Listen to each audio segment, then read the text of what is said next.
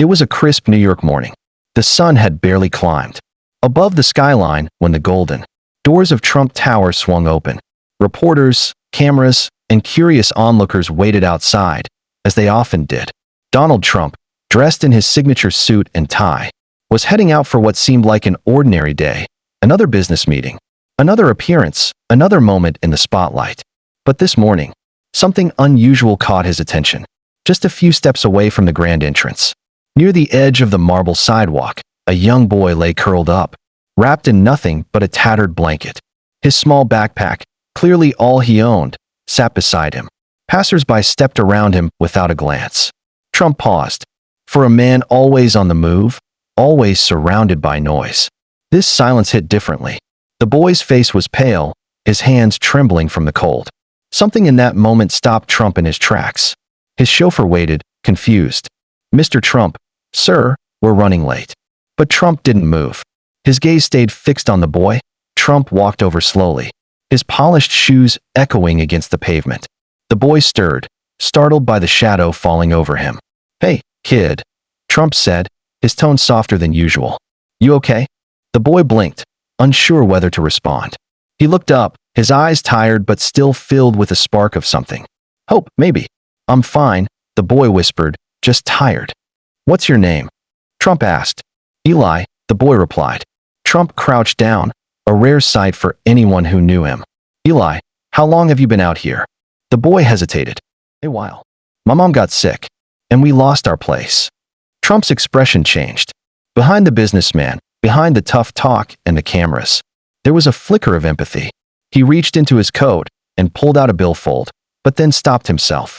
Handing over money didn't feel right, not this time. "Eli," he said, "you shouldn't be out here." "No kid should." The boy shrugged. "Sometimes you don't have a choice." Trump looked away for a moment, the city noise blurring in the background. Then he made a decision. Trump stood up and gestured to his driver. "Get the car ready, but wait." He turned back to Eli. "Come on, kid. You're coming with me." Eli's eyes widened. "What? I can't." "Yes, you can," Trump interrupted. "You're freezing, you're hungry. And I've got enough food upstairs to feed an army.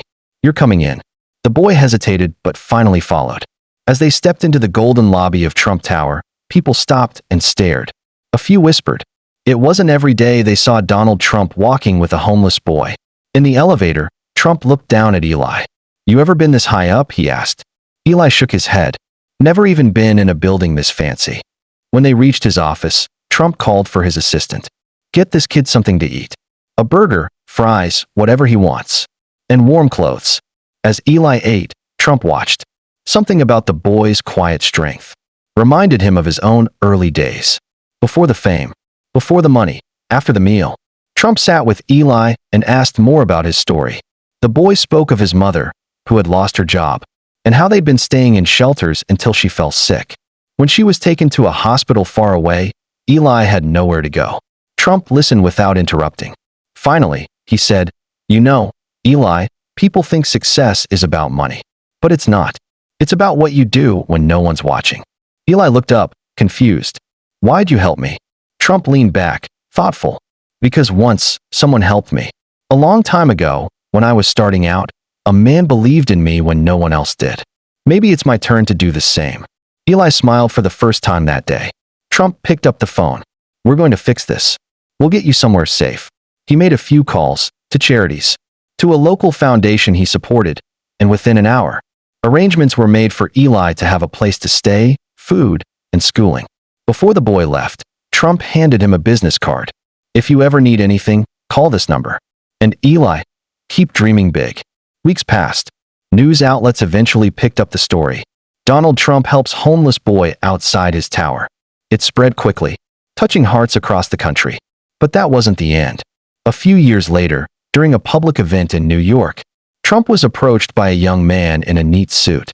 "Mr. Trump," he said with a smile, "I don't know if you remember me. I'm Eli." Trump looked closer and then smiled back. "You made it." Eli nodded. "You gave me a chance. I just graduated college.